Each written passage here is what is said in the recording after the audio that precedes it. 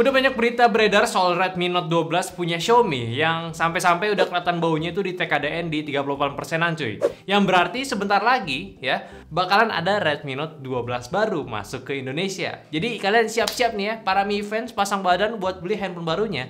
Terus nasib yang ini gimana nih? Ya, masih worth it nggak nih kira-kira ya? By the way, ini adalah handphone Redmi Note 11 Pro 5G ya. Lineup tertingginya yang rilis kemarin, dan apakah ini masih worth it? Bakalan kita bahas di video ini. By the way, ada yang punya handphone ini nggak sih? Coba dong kasih pengalamannya pakai handphone ini. Ini worth it nggak sih buat kalian-kalian yang lain tuh pakai handphone ini jadi daily drivernya? Coba komen di bawah ya. Ya cuma sebelum itu ya untuk harganya saat ini tuh udah berada di kisaran 4,2 jutaan. Which is ini masuk akal harusnya dengan spek yang ditawarkan. Dan buat pemakaian sekarang pun Redmi Note 11 Pro 5G ini sudah mendapatkan Android 12 ya. Di versi MIUI 13 juga. Udah naik dari saat rilisnya yang masih di Android 11 cuy. Nah pasti udah ada nih yang penasaran kan. Mending kalian beli handphone ini apa masih tunggu aja si Redmi Note 12 series nanti? Ya mending sekarang kita bandingin dulu aja dari speknya. Oke, by the way ini gue bandinginnya sama Redmi Note 12 Pro sama yang Pro Plus-nya ya. Yang Explore kayaknya nggak dulu deh, kayaknya ketinggian soalnya. Tapi ya bagus sih kalau misalkan masuk ke Indo juga. Oke, pertama dari chipsetnya ya. Ini udah upgrade langsung jadi Dimensity 1080 rata. Sebelumnya itu cuma di Snapdragon 695 aja nih yang ini. Yang seharusnya sih ada juga sih yang si Redmi Note 11 Pro Plus-nya yang jadi jembatan upgrade-nya. Cuma karena nggak masuk Indo rasanya tuh ya jauh gitu lompat chipsetnya. Terus juga di RAM-nya ini bener-bener loncat ya. Ketika 11 Pro 5G ini cuma ada pilihan 4 dan 8 GB, 12 Pro dan Pro Plus-nya itu udah up to di 12 GB RAM-nya. Jadi ini loncat juga cuy. Pastinya untuk multitasking dan beberapa fitur di handphonenya itu bakalan lebih optimal juga. Dan segi kameranya pun ini upgrade banget ya. Langsung ke 200 megapiksel ISOCELL cuy. Punya Samsung yang nawarin gambar jauh lebih menarik ketimbang ya handphone ini. Udah punya OIS juga, jadi lebih stabil buat pengambilan gambarnya. Dan walaupun yang Pro-nya itu cuma di 50 megapiksel aja, tapi udah pakai sensor IMX766 cuy. Jadi gambarnya ya bakal lebih oke juga harusnya. Dan ngecas baterainya ya tentunya naik juga dari yang 67 watt naik ke 120 watt. Itu dua kali lipat lebih tinggi di Pro Plus-nya.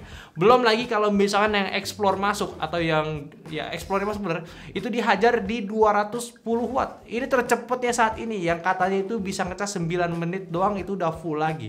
Ya kita tunggu aja. Kalau misalkan gak masuk resmi ya minimal Om Diar bahas lah ya. Jadi ya kalian sabar aja ya.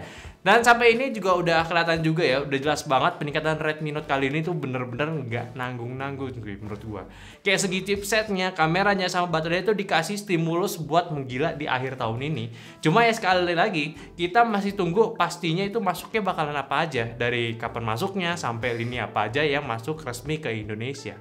Dari segi harga juga udah ada peningkatan ya. Yang setara sama handphone ini cuma si Redmi Note 12 Pro-nya aja. Yang Pro Plus-nya aja base-nya itu tinggi cuy, sekitaran 4,7 jutaan. Ya tapi kalau beneran bagus ya kenapa nggak ditunggu aja kan? Tapi kalau misalkan kita beli handphone ini sekarang itu masih worth it nggak sih? Ya menurut gue sih masih tetap aman ya buat ambil performa yang udah cukup oke. Ini kan Redmi Note 11 Pro 5G cuy.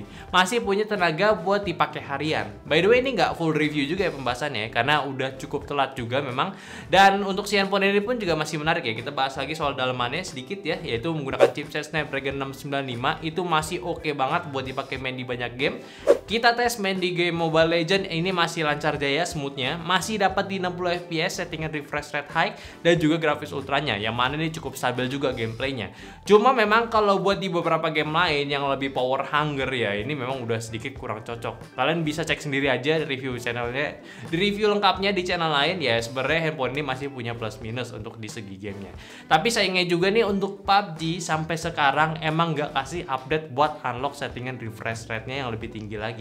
Cuma dapat di ultra frame rate 40 fps aja, dan itu pun ya untungnya masih lancar dari graphics balance-nya juga. Sama soal suhu ini sebenarnya saat tes gaming pun juga nggak terlalu nyengat di tangan. Sepanas-panasnya pun itu di 40 derajat Celcius pun itu juga di daerah chipsetnya aja. Kalau di sekitar genggaman tangan kita itu masih masuk akal hangatnya.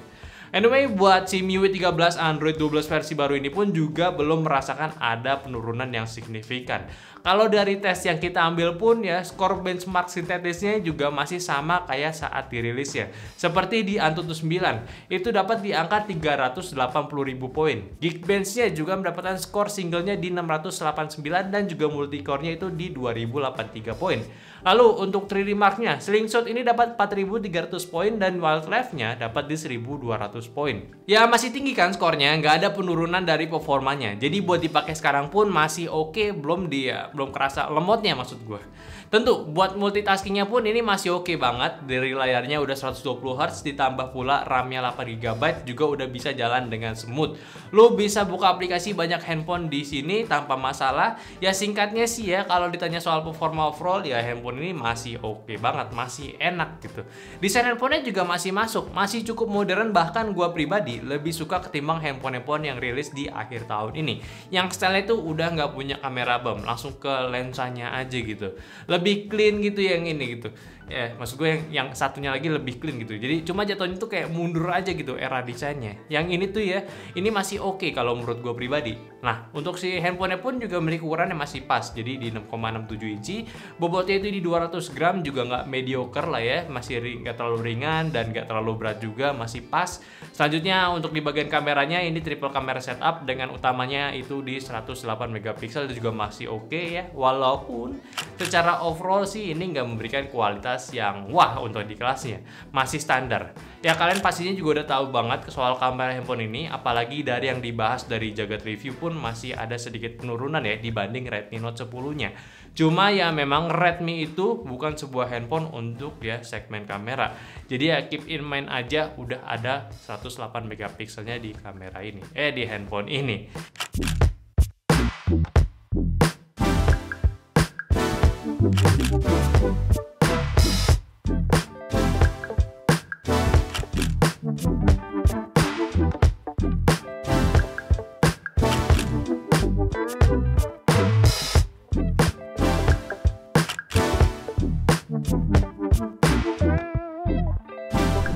Sisanya ya udahlah ya, untuk Redmi Note 11 Pro 5G ini udah cukup. Kapasitasnya 5000 mAh dengan pengecasan 67 watt, bisa ngisi dari 0 ke full sekitar 40 menitan untuk fullnya lagi.